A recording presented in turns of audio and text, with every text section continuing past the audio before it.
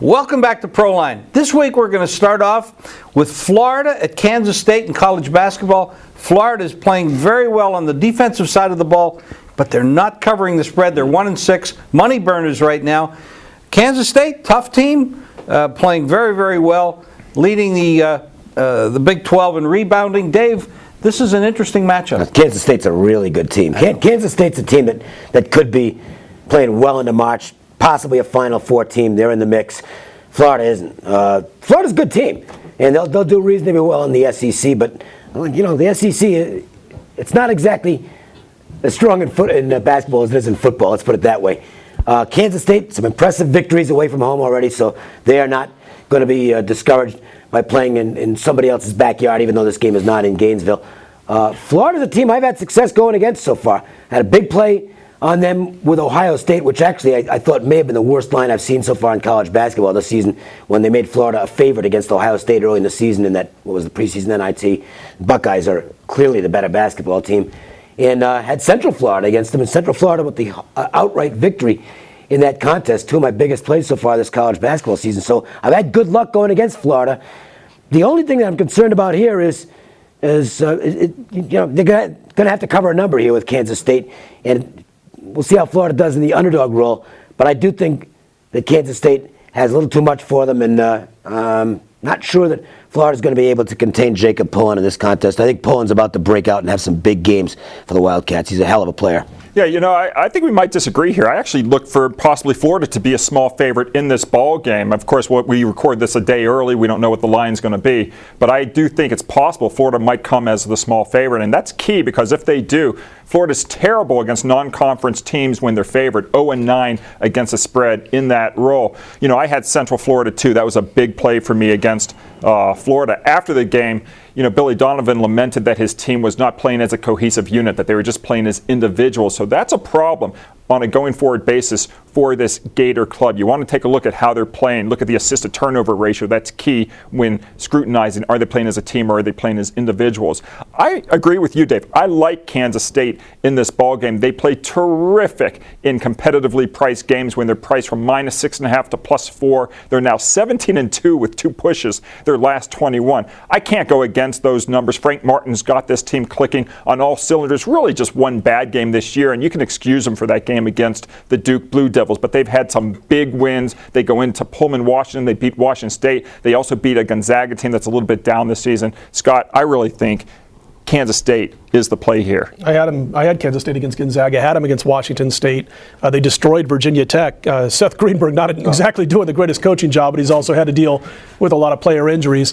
Everybody's mentioned everything you can about this Kansas State team except for a couple of points. This is a matchup nightmare for the backcourt of Florida.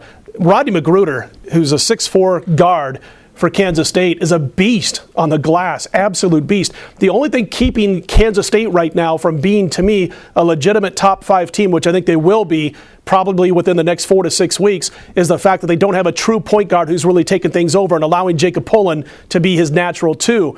You mentioned all those wins on the road that they've had or against good teams. To me, one of the most telling points of this Kansas State basketball team and how good they can be. They go into Chicago. They play against the Ramblers of Loyola Chicago, who's an underrated basketball team. And Jacob Pullen playing in front of the home fans, playing in front of a lot of the relatives, 150 people there to watch him play.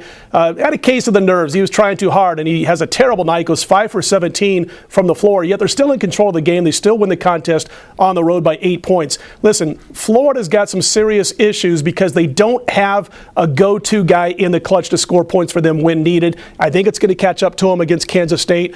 I think Donovan's going to, this team's going to be fine come SEC play. They're going to be a player again in the SEC, the Florida Gators. But at this juncture of the season against a team like the Kansas State Wildcats, I just think there's too many matchup disadvantages for the Gators to be able to hang in this one. I think K-State wins by 8 to 10. You know what? Off what I've seen, the game that's going to really interest me from a not from a handicapping standpoint necessarily, but for let's see what's going to happen down the road standpoint, is the UNLV game with Kansas State. I think what you mentioned about the point guard play at Kansas State, that could be their one problem moving forward. Is they could have problems with teams that pressure all over the court, so a team like UNLV or a team like Missouri could really give them some issues. I don't know if Florida can do that to them here. Right. That's the thing. They might try. Florida's playing very well defensively. So there's the last 4 games they've really stepped up their defense, and that may be their key for staying in this game. Like the rest of the guys, I like Kansas State as well. But what I think I like the under better. So we're going to come right back, and we're going to have the New Mexico Bowl. It's time for the Bulls, my annual college bowl bonanza, bigger and better than it's ever been. 35 bowl games over these next few weeks. You're going to get a rated selection on each and every one of them. That's going to include my bowl game of the year. And for those of you who called today, you're going to get one of my strongest Saturday college basketball games as a free bonus. The entire package, $49. I did the math. It works out to $1.40 per selection. 35 bowl plays for just $49, including my bowl game of the year, and you get that basketball game as a completely free bonus. Make sure and call the number right now, 1-866-841-1665. Nobody beats me in the Bulls. Find out for yourself by calling 1-866-841-1665. Bowl season is here. You can start cashing in right now with all of my executive football releases from now straight through the BCS championship game for just $29. That's both college and pro winners, including my bowl game of the year when you make the call to 1-866-841-1655. Even better, call now and use the code word Christmas, and you'll also get an entire week of basketball as a free bonus. That includes a high roller play as well. Bowl games, pro winners, basketball, all for one low price. Just call 1-866-841-1655 right now. And don't forget, free plays are available each and every day. Just text WINNER, W-I-N-N-E-R, to 313131. That's WINNER to 313131, and the free play will be sent to you immediately. That's 2 great ways to cash in this weekend. Text WINNER to 313131 or make the call 1-866-841-1655 for my 2010 Bowl Special. Off of football, but It's a little bit off in general. It's a little bit off in general. There's a company called Toto, T-O-T-O, and they're pretty famous in Asia. They're pretty famous around the world, actually, and they do one thing very well. And we're going to call this the Al Toilet Bowl segment. So, Al, why don't you share with us this toilet bowl story you were telling us? Sure. Well, and then, of course, you can go into the New Mexico Bowl. Whatever Count bowl. Feist wants, Count Feist gets. I will share this. And that's an inside joke. Jim, as people might not know, is a real count. His family is from royalty. Okay. Anyway, in Japan, they've got the toilets made by Toto, and these are the best toilets in the world. They've got jet streams that will clean all your nether regions, and in Tokyo, they even have a toilet bowl museum where you can go in and you can see all of Toto's best porcelain structures. I got one thing to say. It's good to see that an 80s pop band found another job. How do you think they got their name? There you go. Pop music? You're right. Interestingly enough, their career went directly into the toilet at some point, too. Well, now that the folks can see we can have some fun up here, what do you think about this UTEP BYU game? Or can you even, after, segue into that? Well, actually, what I think is interesting about this ball game, I looked at the BYU schedule, and they played their first 7 games under the total. And the odds makers were kind of looking at this BYU team like the BYU team of old when they were more passing than running. It's different this year. And the over-under numbers back at the start of the season, they range from 53 to 63 points. Finally, the odds makers caught up, and they've lowered the numbers on the Brigham Young games. Now they're right here in the 50-point range. And now I think where the numbers come down where it's actually playable. And I actually like this ball game over the total. BYU when priced from minus 10.5 to minus 21 points. They've gone over the total 7 straight times. I like this ball game to be a high-scoring game. I am with you. And here's another reason. In these early bowl games, they're meaningless games, okay? They mean absolutely nothing. And the coaching staffs will throw open the playbooks. If there's a gimmick play, they're going to run it. If you go back over these last several years, especially with this glut of games that they've got now in 35 bowl games this year, the earlier games have a tendency to go over the total because they're having fun. That's what it's all about. They're having fun. I don't begrudge them that either. Go down there, have a good time. If you got some goofball play in your playbook that you've been practicing all year, why not run it? And they work because the defenses aren't prepared for it. I think this game does go over the total. This is a typical early bowl game where you could see both teams in the 30s. And Scott, I like it over.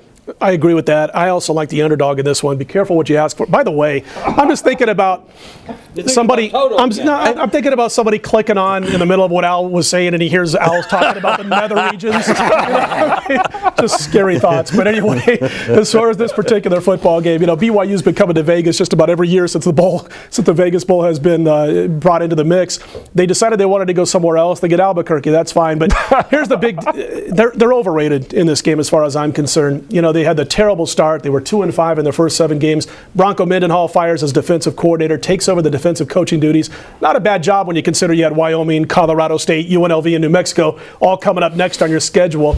They fattened up. They won 4 straight games and became bowl eligible against teams that are 9-40 combined straight up. So I think there's a little bit of overrating going on right now as far as the BYU Cougars are concerned. As far as El Paso, first of all, there's rumors going around that Mike Price, this might be it for him. He might be calling it quits. He might announce that in the locker room before the game kicks off. The bottom line is, though, for the Miners, this team had a nice start. What were they, 5-1 straight up? And they suffered numerous injuries, ungodly numbers of injuries. A lot of those guys are back. I was watching a Price press conference earlier this week, and he said, man, it's nice to actually hold practices when you get your regulars suited up and on the football field. Now, the quarterback, Vitito, he said is not any better as far as his ankle's concerned, but he's not going to get any worse. So he's not going to be real mobile, but maybe you're not going to have to in this particular football game. So I agree with Al and Dave. I think there's going to be a lot more points than most people think, but I also like taking the number here. I like UTEP in this game. There's one little thing, by the way, to mention. UTEP doesn't like BYU. And that goes all the way back to the formation of the Mountain West Conference, which now, ironically, BYU is leaving. UTEP wanted to be one of the original members of the Mountain West Conference, along with Fresno State. And I got this from people in El Paso, is BYU, which was the power broker in this conference when they first formed the league, was the reason that UTEP was not allowed into the conference. They didn't want him in. They did the same thing to UNLV when UNLV tried to get into the WAC before the Mountain West. And there's always been kind of bad feelings, and UTEP's going to want to play this game. I don't know if you know this. Good, excellent points, guys. But Mike Price, the coach for BYU, UTEP, tried to recruit Bronco Mendenhall as a coach for UTEP. And he didn't get him to come with him. So the powers have switched over the years. Now, of course, there's a little bit of a rivalry there. But, when you talk about the game, UTEP has an offense, a pretty good one, actually, but their defense sucks. And the other side, BYU, these teams are going to score a lot of points. And Al pointed out how the point spread the total has dropped over the year, and they've now made it in a playable area. I like the game over, and I also like the underdog, so I'm going UTEP and the over. And we're going to come right back. We got some football coming, pro football. Hi, I'm Al McMorty. I've been on fire the entire season on my Vegas strip moves. 49-20 this season, 26-5 in football, 23-15 in basketball. And this week we're featuring our Vegas strip move College Bowl Game of the Year. Plus, I'll throw in a week of football and basketball absolutely free on our Vegas strip moves. It's just $29. Call toll free 866-896-1628. Call right now, get our Vegas Strip Move Bowl Game of the Year, plus a week of football and basketball thrown in for free. Only $29. 866-896-1628. That's 866-896-1628. Hi, everybody. Scott Spreitzer from Smash Mouth Sports NFL Game of the Year weekend. As we also kick off the College Bowls this weekend, it's going on Sunday. It's a 1 p.m. Eastern Time kick. My NFL Game of the Year 2010, 3-0 the last 3, winning by an average of 20 points per game, 10-3 lifetime with my NFL Games of the Year. That and my College Bowl package, all yours for just $49. We closed last January's bowl season on an 11-4, 73% winning run. You don't want to miss out. Get it all. NFL Game of the Year 2010, College Football Bowl package, all for just $49. All you have to do is call 1-866-896-1627, 866-896-1627. Well, folks, we're back. We got the NFL, and we're in the stretch drive now. This is the most exciting time of the year. This is when there's real drama. There's real meaning to every game, and believe me, these teams are coming to play. And the game we're talking about, the Eagles at the Giants. The Giants have a little bit of revenge here, but that isn't going to play into it because these teams are playing for the playoffs, they're playing for the division. You got Michael Vick, who is a rating monster for television in the NFL. This guy plays, everybody tunes in. I think they set a record on Sunday night for the highest ratings in history of the NFL Sunday night game. They get the highest rating because Michael Vick was playing. The guy's dynamite. He's been playing great. Andy Reid's been complaining that they're not calling the shots on him when he gets hit like they would if it was Brady or Manning. It's probably true, actually, because the league does protect those two guys. Michael, they don't want to lose him because when they lose him, not only does the team lose him, but the league loses them too. So they might start calling some shots. The Giants have a ton of injuries. Today it was announced that what's his face? Steve Smith is out for the season. And their other wide receivers are dinged up, so you don't know who's coming to play this week. The game is the Giants 3 or 2.5. It's probably going to end up about 2 because you're going to see a lot of money on the Eagles. The total is 46. Both teams have been trending over. It's a huge game in New York. Probably the weather's going to be probably in the 30s with some snow. Scott, what do you think? Well, first of all, we had the Giants on Monday, which was one of our easier wins when they went up against the interception waiting to happen or the mistake waiting to happen, Tavares Jackson. You could call Brett Favre the same thing, but he didn't play. The collapse of the roof, by the way, they said there were, 17 inches of snow in Minneapolis that caused the game to be postponed. Hey, I got a text from Brett Favre. It was really only about 4 or 5 inches. but anyway, it's not mine. I stole that from somebody. But anyway. I'm talking to Jen Sturgeon again. That's what Brett says about the text photo, too. But as far as this game is concerned, by the way, I was in the Far East one time, and I saw toilets from a different angle. It was a rough time. Here all week, guys.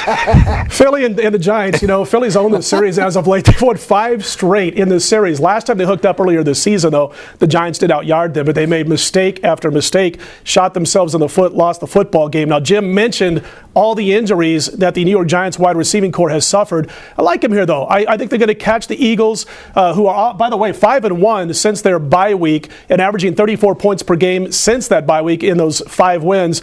We had Philadelphia this past weekend. Here's the thing that bothers me about the Eagles, and of course we didn't cover that spread. Late in the game, John Kitna pulls off a 4th and 8 and runs for 12 yards, and they go on to score that backdoor cover. What bothers me about Andy Reid, I know you want to keep Michael Vick healthy, and he did it late in the game when they were on a drive trying to eat up some time.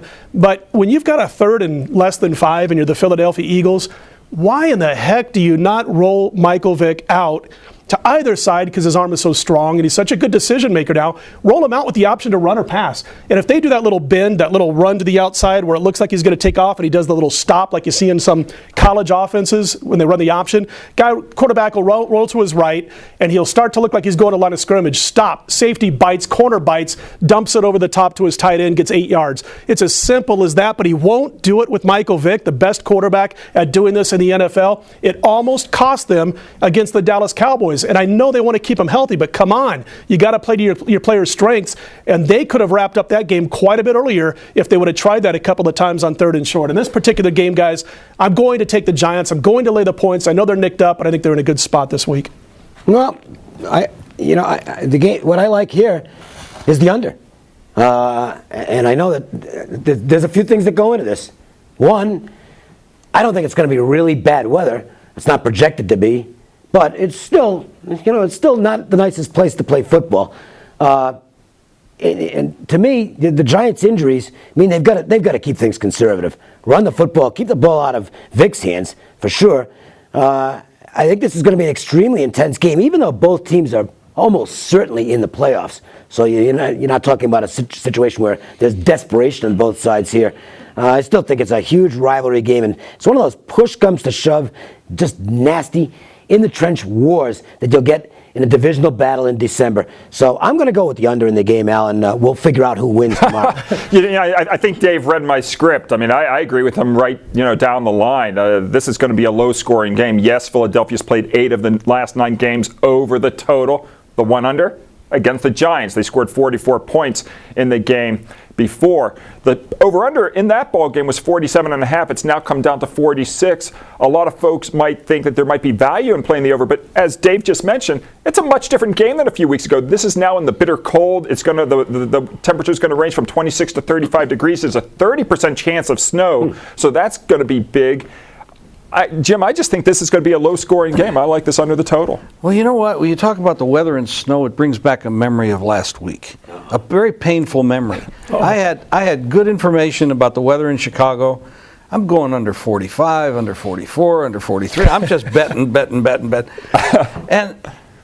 at halftime, I knew I was dead. I mean, Brady comes out. The guy loves the snow. Now, I don't know how bad the weather's going to be yet in New York for this game. But Michael Vick could probably do the same thing. I mean, he certainly has the talent to do it. I can't play this game under at this point. These teams can both open it up. Both of these teams run the ball very well. And they're at the top of the league in running the football. And when you can run the football like that, it opens up the passing game. The big question for me on the total is the offense for the Giants. I'm not too worried about the offense for the Eagles. The offense for the Giants could be detrimentally affected if those wide receivers can't play. And they do have almost all of them nicked up. So I'm going to wait till game time to make a decision, but I'm leaning to the over in the spot. Well, let me just say something real quick about that New England game. You know why Belichick and the New England Patriots dominate in the snow? Besides the fact that they've got a great quarterback. The bottom line is when it's raining and it's slick, or it's snowing and it's slick, who has the advantage on the football field? The wide receivers. Sure, yeah. So here's Chicago running the ball between the tackles every other down, and here's New England having the receivers cut all over the place, throwing passes like it's bright and sunny out there, and you've got Chicago defenders slipping and sliding all over the place. I've also got to say, my own personal come on man segment, when Chicago stopped New England on that opening drive, they get the ball at their own 25 or 30, they're just going right down the field, and they're doing little dump offs, they're running the ball, but they're being creative, and they get to the New England 40. It's 3rd down and 3 or 3rd down and 4. Come up to the line of scrimmage. New England's reading what they're doing. They crowd the offense. They crowd the line of scrimmage. They even have basically piled up everybody to the right side of the line of scrimmage. And guess what? Cutler, who had 15 seconds on the clock to either call a timeout or audible out of it, runs the play. They get stopped for a 1-yard loss, and the momentum completely changed. And then it was like, you know how you're sitting in your car sometimes after you had a real spicy Korean meal, and all of a sudden your butt cheeks tighten up because you've been eating that spicy food? It's a toilet humor. It looked like that's what Lovie Smith and his staff did on the sideline. Had the Toto Bowl. Yeah, it looks like Lovie Smith. That's what they did on the sideline. All of a sudden, the butt cheeks, they got real tight. They got real anal in their play calling. They got very conservative, and I'm going to leave it at that. But that's my come on man segment this week. I think Scott would be a lot of fun at a party if you fed him some tequila and loosened him up because he's way too tight on the set right in front of national TV. You're way too tight. You got to loosen up a little bit. Okay, I'll try that next week. We're going to come back. We've got another great NFL game to talk about. It's time for the Bulls, my annual college bowl bonanza, bigger and better than it's ever been. 35 bowl games over these next few weeks. You're going to get a rated selection on each and every one of them. That's going to include my bowl game of the year. And for those of you who called today, you're going to get one of my strongest Saturday college basketball games as a free bonus. The entire package, $49. I did the math. It works out to $1.40 per selection. 35 bowl plays for just $49, including my bowl game of the year, and you get that basketball game as a completely free bonus. Make sure and call the number right now, 1-866-841-1665. Nobody beats me in the Bulls. Find out for yourself by calling 1-866-841-1665. Hi, everybody. Scott Spreitzer from Smash Mouth Sports NFL Game of the Year weekend. As we also kick off the College Bowls this weekend, it's going on Sunday. It's a 1 p.m. Eastern Time kick. My NFL Game of the Year 2010, 3-0 the last 3, winning by an average of 20 points per game, 10-3 lifetime with my NFL Games of the Year. That and my College Bowl package, all yours for just $49. We closed last January's bowl season on an 11-4, 73% winning run. You don't want to miss out. Get it all. NFL Game of the Year 2010, College Football Bowl package, all for just $49. All you have to do is call 1-866-896-1627, 866-896-1627. Okay, we're going to try to avoid some off-color analysis by Scott or you started Al. it. It's all on that side of the table. Over there. We don't ever do anything like that. bowl, you got the I mean, the whole thing. We're not going there. We've got a great game to talk about. The Jets. Everybody said this team was in the AFC. This is they're favored to win the Super Bowl, or all that stuff. Preseason, Rex Ryan, we're the best team. A lot of bravado, a lot of braggadocious stuff going on. But when you look at this team, since the bye week, when they had a bye week, they've been very marginal, a couple overtime victories. And when you look at their wins, they've had one win over New England. That was early in the year. And then they proceeded to get 8 more wins against teams with a collective record of 33-69. Now, don't get excited because I said 69. Yeah. Wow. Mark Sanchez is a disaster. He makes terrible decisions. Is he ever? I mean, maybe at this point in his career he should still be on the bench learning the game. Now, granted, when he had the offense going and the running game was really going, he was better. But now that the offense isn't doing so well, Tomlinson's a little older, Green has slowed down a little bit. You're putting a lot of pressure on Sanchez to perform. He's throwing a lot of interceptions, missing a lot of open receivers. He may not be ready for prime time. Sorry, guys. He may not be ready to lead the Jets to the Super Bowl. Pittsburgh, on the other hand, even though they're banged up, Roethlisberger has his off-field issues, but this guy is a champion. You cannot stop this man. No matter what you do to him, he continues, he wins, he makes great decisions. He is a winner. And that's the way I look at this game. The total is 36 on this game. We haven't had a total that low all year. Dave, what do you think about this game? Well, the Jets are going to be without their secret weapon. Because Sally the Foot, yeah. Supposed to be you. It was his knee, but that doesn't sound as good. He's a Jersey guy working in Jersey. His name's Sal. Gotta have a nickname. Sally that. the Foot. Okay, he's a character out of The Sopranos. He now. used his knee. I know, but doesn't sound. Sally the knee doesn't sound so good. Sally the Foot sounds better. I like Sally the Foot. See? Yeah. So, I'm taking executive liberty here with the nickname. Anyway, nice move by that guy. Are you kidding me? I couldn't believe it. That's what an embarrassment to the Jets. I do agree that he shouldn't have been fired, but boy, did he ever get fined. I mean, the guy's making like $80,000 a year. He got fined $25,000, and he's out of work for the rest of the season. So that's a pretty tough penalty. He's working at Wendy's. Yeah. He's got a job. And doing what? He's not. I mean, I got to kneeing the customer. Yeah, I guess. Yeah, that's it. Hey, here's your order, buddy. Sally the knee. No, Sally the foot. I don't know. I'm doing all this because I have no idea what's going to happen in this football game. I'm not laying this many points with Pittsburgh because they're just not playing blowout style football, and nobody wants the Jets now. So naturally, that's in the number. I don't want the Jets because they're a mess. Jim mentioned that Tomlinson is looking like an old guy again. I mean, he was great early in the season, had this burst of energy, was breaking tackles. He's not, so the running game is bogged down. He's making a ton of mistakes. And you can't run on Pittsburgh. No, you can't run on them anyway. And the Pittsburgh running game isn't doing anything. Mendenhall's okay, but he's not exactly busting things wide open right now. I can't play the total at this point because there's no value in it. I mean, 36, come on. I mean, if there's one turnover, there's a score, the game's going over. So I'm screwed on this one, guys. I don't know. And you know what? You don't have to play every game anyway. There's games I like. This isn't one of them. Maybe you guys have got something. Yeah, I mean, I love the Jets here, so I'm glad you don't. It'll, keep the number, possibly 6 points or higher. I'm a technical handicapper. I do things a little bit differently than these guys. And what I like about this ball game is that unrested favorites of -3.5 points or more off back-to-back wins. If the last game was by more than a touchdown at home, those teams are now 11-41 against the spread versus a non-division foe off back-to-back losses if they lost their previous game at home. I know that's a mouthful, but 11-41. but it's 11-41. I'm going to take the point, Scott. I'm not a big. I respect the technical things, but If you keep looking back, then all of a sudden it gets closer to 50-50 too many times because I don't have the database. That goes back 31 years. Because I don't have the database that obviously you have, and I'm a matchup guy at heart. But here's the thing: first of all, Sally the Foot should have claimed restless leg syndrome. At least I would.